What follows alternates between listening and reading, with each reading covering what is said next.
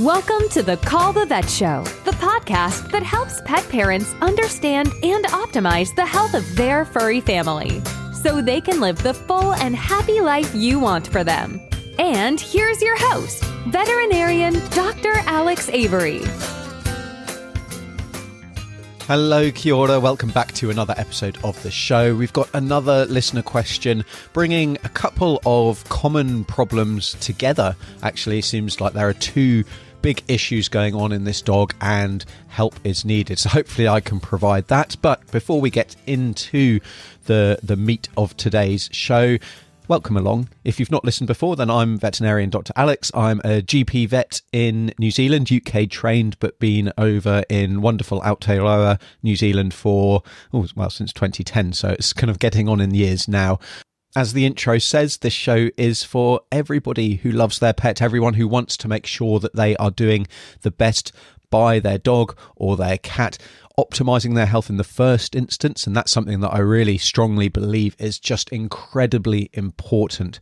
So many things that I see in the veterinary clinic on a daily, weekly, annual basis are due to issues that could perhaps have been prevented or mitigated. I've actually got some free resources that kind of dive into that, and I'll leave links in the show notes. But if that's something you're interested in, or if you've got a concern or a problem, much like today's listener question, then you can actually get your question answered as well by heading to ourpetshealth.com/question, or again, that link is in the description to this episode as well. So welcome along. It's lovely to be spending some time with you again for this episode. And without further ado, let's jump into today's question. And now, on with the show. Hi, my name is Sandra, and I have a 14-year-old Chihuahua. He was recently diagnosed with congestive heart failure. Like it came out of nowhere. The vet said he has a heart murmur at a 4 out of 6, but basically it's all congestive heart failure symptoms. But before I knew that, he started having seizures some months ago, and he just had a really bad one tonight, his 7th one. He had one 4 days ago, but before that he didn't have one for 6 weeks. He was running tonight and all hyper and all excited, and then all of a sudden he just fell over and had the seizure. I'm wondering if it was because he got so out of breath and then his heart, maybe acted up, and then it caused that, like maybe no oxygen getting to the brain because he was having a hard time breathing. So, but you mentioned if a dog is older, and he starts having seizures, it's something else. I'm wondering if the congestive heart failure wasn't caught, a while back, and that could be causing the seizures. Thank you so much, and I hope you can answer my question. Thank you. Hi, Sandra. Sorry to hear that your dog is struggling and is dealing with potentially a couple of different issues. I do have a few thoughts that hopefully can help you and your old Chihuahua out. I think if we tackle each potential condition at a time and then try and tie them in together, that's going to really be the most benefit, because while an older dog, and 14-year-old Chihuahua is getting up there in age, although our smaller breeds do tend to live a bit longer than our larger breed dogs. When we've got two conditions that appear around the same time, then it's much more likely that they are linked. Clearly, though, we can have separate conditions occurring in the same individual that may be present at different times, or may actually kind of have all just everything built up at around the same time. But if we take the heart murmur, heart failure to start with, the first thing I'd say is that heart disease and heart failure are it can be overdiagnosed, and that can be quite a common thing, because a heart murmur isn't always an indicator of overt heart failure. What a heart murmur is, it's turbulent flow within the heart. So a leaky valve means that the blood is not flowing as it should be, and we can hear that with our stethoscope as a murmur. Now, it may well be that although that heart murmur is present, actually the heart is still functioning well. It's still pumping blood around the body to a sufficient degree that it's able to cope with the demands that the body requires for oxygen delivery primarily. A heart murmur does mean that a dog is more likely to develop heart failure at some point in the future than a dog without a heart murmur, but it doesn't mean that they're always going to be developing heart failure. And certainly the presence of a murmur in and of itself doesn't mean that heart failure is present. Now, you said it's a grade 4 out of 6, so that's a way of kind of grading the severity of our murmur, and the higher the number, the more severe the murmur. And from that point of view, the more likelihood there is that it is causing some problem, and heart failure may be present. But there are other clues other than just that grade, that loudness of the murmur, and where that murmur can be heard when the stethoscope is placed on the chest. So those clues can be the heart rate and rhythm. So heart rate would normally be elevated as the heart is trying to cope with its inefficiency effectively. The rhythm would normally be a regular fast rhythm. You can also have arrhythmias develop as well, where it sounds just very irregular. Listening to lung sounds, again with that stethoscope, can be a clue that there is starting to be fluid building up in the lungs. One of the consequences of heart failure is that you get pressure changes within the veins of the body, and depending on where that failure is taking place within the heart, we can get fluid building up either within the lungs, and we hear that as kind of like crackling noises when we put our stethoscope on the chest, or you can also get fluid building up actually in the abdomen, so their belly can start to grow and fill with fluid. Gum colour, pulse quality are other things that in an exam may indicate that the heart is really struggling.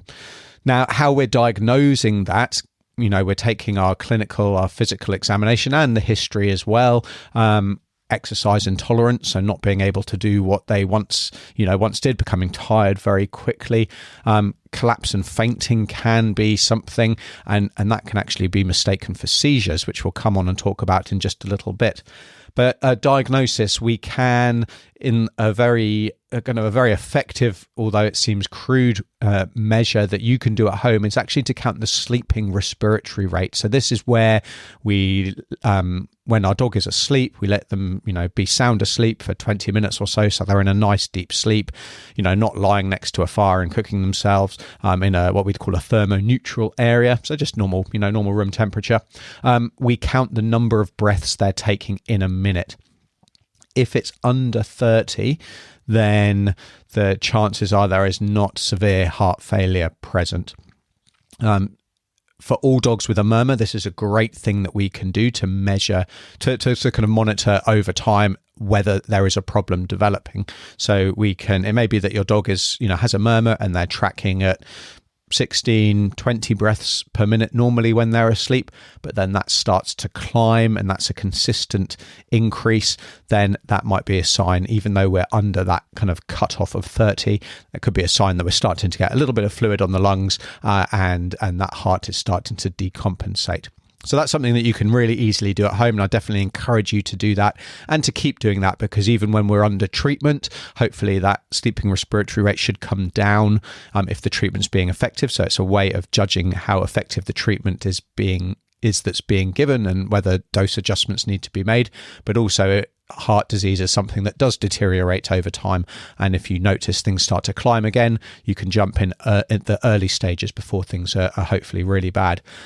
X-rays, they're really important to look at the size of the heart, look for the evidence of fluid buildup, and we can do an ultrasound scan. Now, that is typically done by a referral ultrasonographer. Certainly there are some GP vets that are very good at doing an echocardiogram, which is looking at the heart with ultrasound, but it is definitely a skill set that not every vet does. It's not something that I'm able to do. I refer my patients that need to have this to the nearest big city where there is that option available. So that's kind of our heart side of things, if you like. We've then got our seizure side of things. So as you say, in an older dog, epilepsy isn't normally the cause. So the most common cause of recurrent seizures in all dogs, I guess, is epilepsy, but it normally starts We normally get that first seizure between the ages of 1 and 6. So in an older dog who's never had seizures, never had any history of seizures before, who suddenly starts to have seizures, the chance of it being epilepsy is very, very low. The other causes are clearly trauma and poisoning. Trauma, you would have noticed something going on there. Poisoning, we wouldn't tend to get a repeat. That would tend to be just a single seizure event, or a dog being unwell and having, several seizures. And then depending on the poison, either unfortunately succumbing to that toxin and dying, or recovering. And for kind of by and large, that recovery is normally pretty comprehensive without any ongoing problems. Again, depends on the severity and depends on the cause. So really then what we're thinking about is either organ disease, so thinking here like liver failure, kidney failure, some kind of hormonal imbalance, some problem with the pancreas. There's a little tumour maybe that's producing lots of insulin, so the blood glucose is going very, very low, and that can cause seizures. And then we can have a central lesion. So that's a lesion within the brain. And here we're thinking either a clot or a tumour, a growth that is causing those seizures. So those are the most common causes, I guess, in an older dog. Now, if we're thinking about clots, heart failure, heart disease in dogs doesn't normally cause clot formation, which then has a thromboembolic event. Now, that's quite different to cats, which you may have heard about and come across about in kind of Googling and doing research, is that cats, they do form clots within their heart when they have heart disease. Bits of clot then break off and tend to lodge in places that cause problems. Normally that's actually the blood going to the back legs, but it can be anywhere. But dogs don't tend to get that problem. So really the link between kind of heart failure and seizures is certainly, in my mind, not very readily apparent. I mean, I'd hate to say it's a complete impossibility, but it's not one that I really think about, and it's not certainly something that is very common at all. It may be that there's some weird and wonderful conditions, and a cardiologist or neurologist would be more appropriate to ruling those in and out completely. But as I said, collapse and fainting in a heart failure dog can be mistaken for seizures as well. So I think a really useful tool that we now all have that we didn't when I first qualified is our cell phones, and we're able to record videos of these events. So I appreciate they can be quite traumatic sometimes, and sometimes they can be quite short-lived as well. But if at all possible, then actually record a video of that seizure event to show your vet, because a picture or a video really does paint 1,000 words and can be really helpful there. With that in mind, I guess, what are our next steps? I'm not sure, Sandra, what tests have been run on your dog, but we need to certainly consider some diagnostics, full blood testing and urine testing that can include kind of hormonal evaluation as well. Imaging, if it's safe and, your dog is stable enough to do that. So that's chest x-rays, that's an echocardiogram, a heart ultrasound scan. We can think of doing an MRI brain scan, looking for lesions within the brain.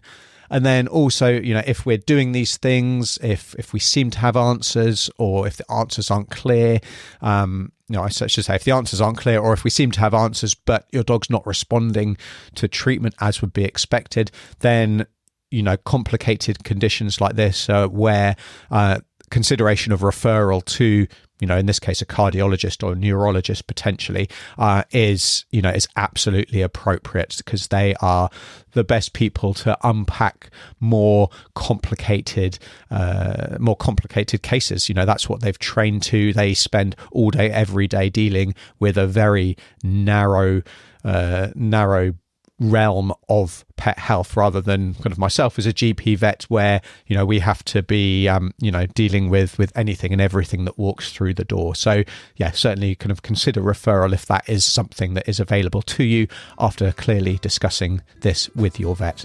Helping your pet live the happy, healthy life they deserve.